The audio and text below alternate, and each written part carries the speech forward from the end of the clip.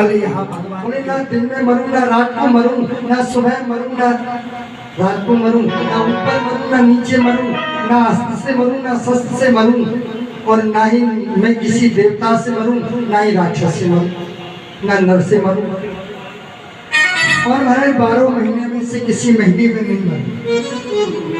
ऐसा वरदान मांगा।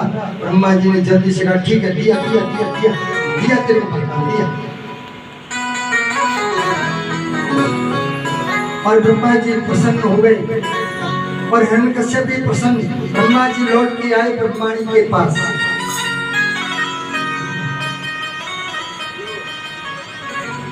ब्रह्माणी के पास आए और आके बोले सुनो देवी आज मैं अपने चेले को ढक के आ गया।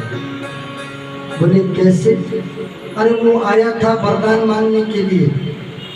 बोला ना दिन में मरूं ना रात को मरूं ना 12 महीने में किसी महीने में मरूं ना नर से मरूं ना पशु से मरूं और आपकी बनाई हुई सृष्टि में किसी से भी न मरूं ये वरदान मांगा। लेकिन मैंने उसको ये वरदान दे दिया। ब्रह्माणी बोली तो इसमें क्या भला काम किया, सारा कुछ तो ले गया। अरे बोले नहीं तुम नहीं समझे। बोले मतलब? अरे उसने वरदान मांगा मेरे द्वारा बनाई हुई सृष्टि में किसी से ना मरे।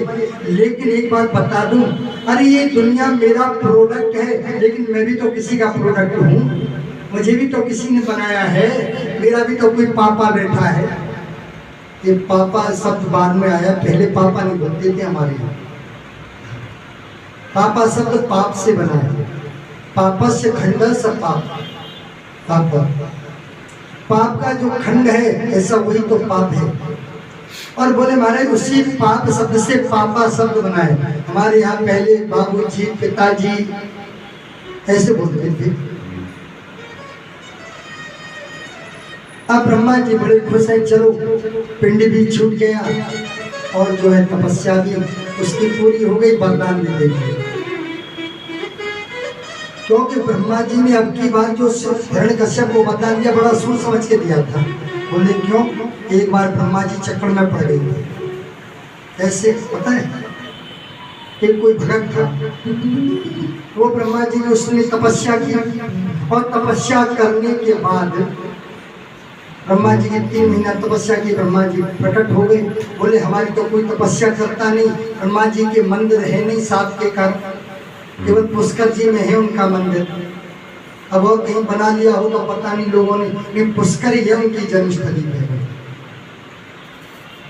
अब बस महाराज वहीं पर वो सरोवर है, वहीं ब्रह्मा जी का मंदिर है।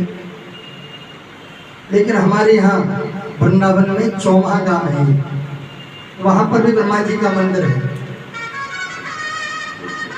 भगवान ब्रह्मा जी की तपस्या की 3 महीने ब्रह्मा जी प्रकट हुए। चलो कोई तो आया हमारा भगत तपस्या करने वाला, भजन करने वाला।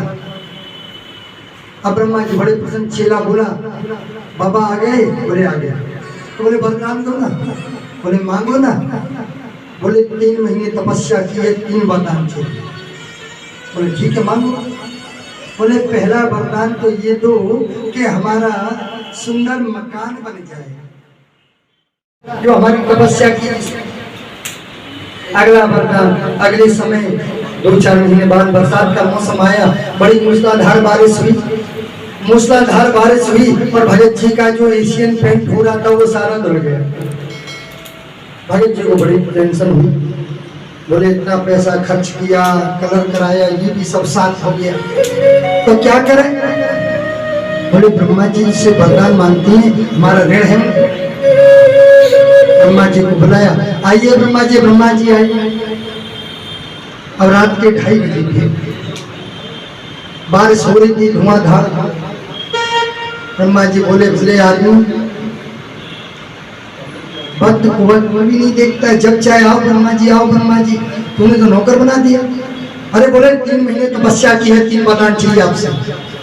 बोले मांग ले भाई, मांग ले तो चाहिए। बोले मेरा पहला वरदान बारिश अभी बंद होनी चाहिए। बोले ठीक है बारिश बंद। दूसरा वरदान जैसा कलर मेरे महल का था वैसा कलर हो जाए। बोले ठीक है। ब्रह्मा जी ने लगे पेंटिंग में करने लगे। अब तीसरा वरदान ये दो कि जब चाहूं 3 वरदान फिर मांग। ब्रह्मा जी ने माथा पटका, हे भगवान आसमान से टप के खड़ी बैठ, बढ़िया ब्रह्मलोक में रह रहे थे, भजन कर रहे थे, मिट्टी के खिलौने बना रहे थे। अच्छा भगत के चक्कर में पड़े, तपस्या से प्रसन्न हो कह दिया 3 वरदान मांगो, पिंडी नहीं छोड़ता, क्या करें।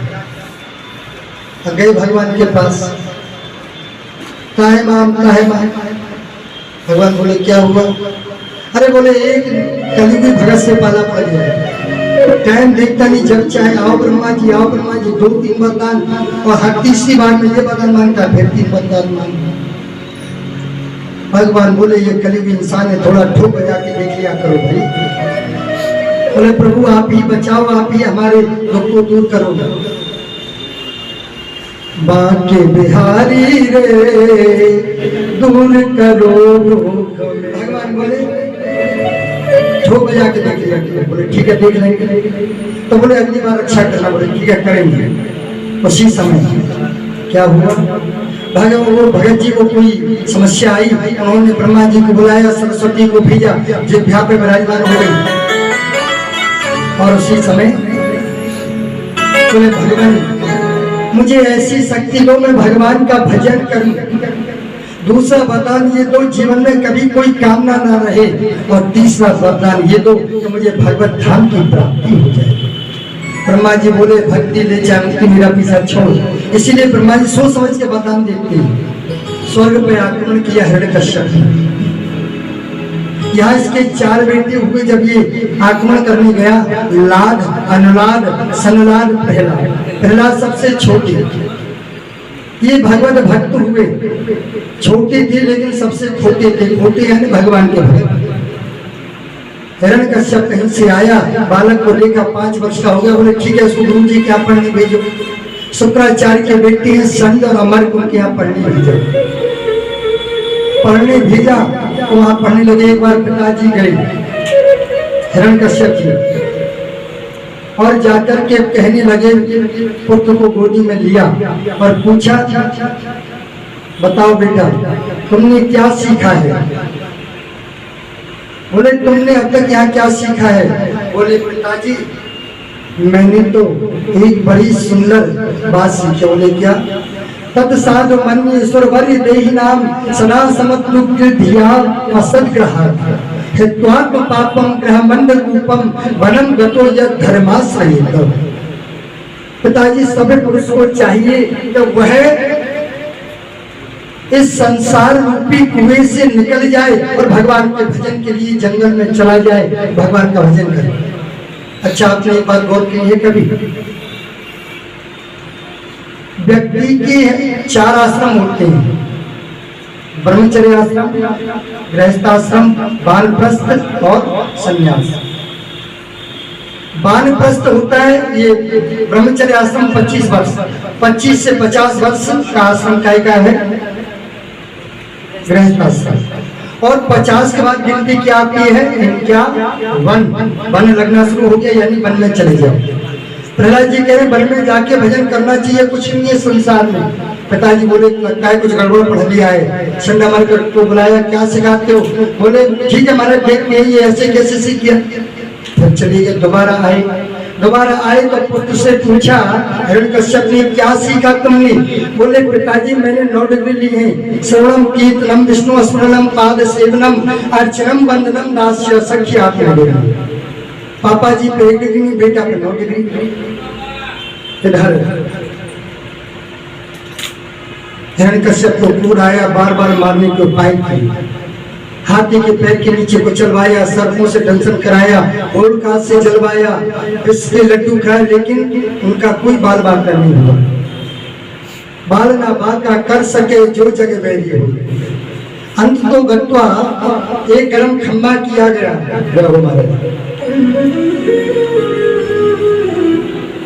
गर्म खंबे से बांधा गया और पूछा प्रहलाद से बता कहाँ है तेरा भगवान।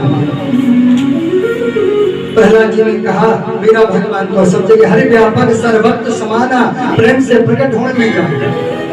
बोले कहाँ है, इस खंबे में भी है। बोले हाँ।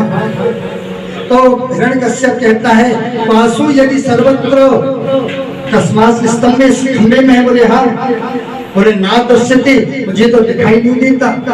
बोले पिताजी थोड़ा चश्मे का नंबर बदलवा लो, नंबर चेंज कराना पड़ेगा।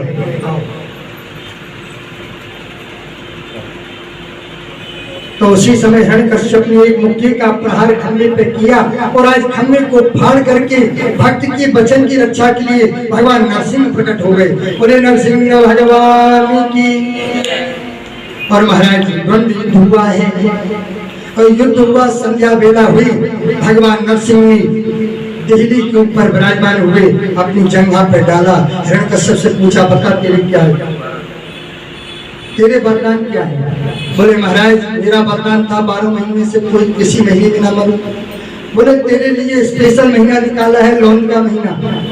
मैंने वरदान मांगा था ना अस्त्र से मरूं ना शस्त्र से, तो बोले तेरे लिए नागुनी बहुत है। और बोले ना मैंने वरदान मांगा ना पशु से मरूं ना नर से मरूं। बोले ना हम नर हैं ना पशु हैं, हम नर सिंह हैं, आधे नर आधे सिंह।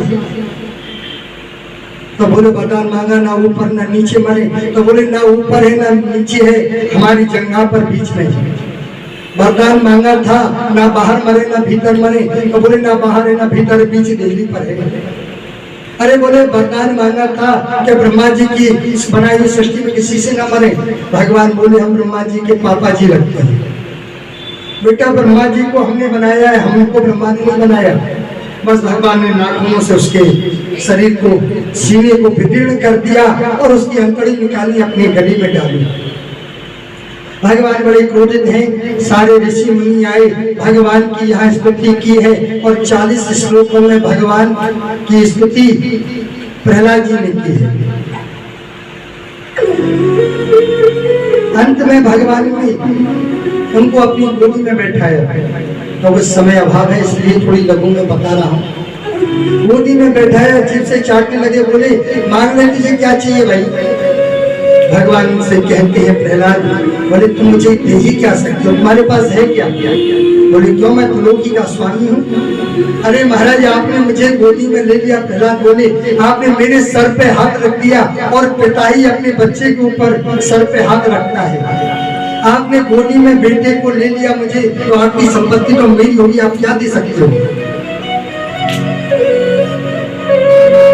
प्रहलाद जी ने अंत में एक ही सुंदर बात कही,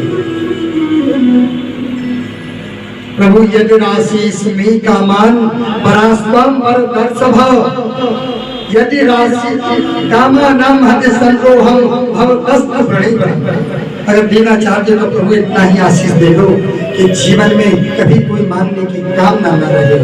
भगवान ने उनको आशीष दिया। प्रहलाद जी बोले महाराज मेरे पिताजी की सदगति हो असदगति ना हो। भगवान बोले अरे प्रहलाद तेरे जैसा पुत्र जिस वंश में हो जाता है उस वंश में भला किसी की अधोगति हो सकती है? ते सप्तभिः पिता पूतः पितृभिः सह दीनघ यद साधोषि ग्रहे जातो भगवान वही कुल पावन।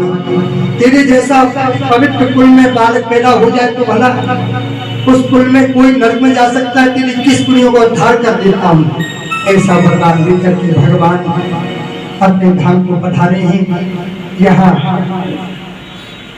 प्रहलाद जी ने भगवान की स्तुति के बाद राज्य किया और भगवान की कृपा से राज्य का भोग भोगते हुए अंत में अपने पुर में निवास करने लगे। इनके पुत्र हुए बलि, बैरोचन के पुत्र हुए बलि, और उसी बलि को भगवान वामन छलने के लिए आए।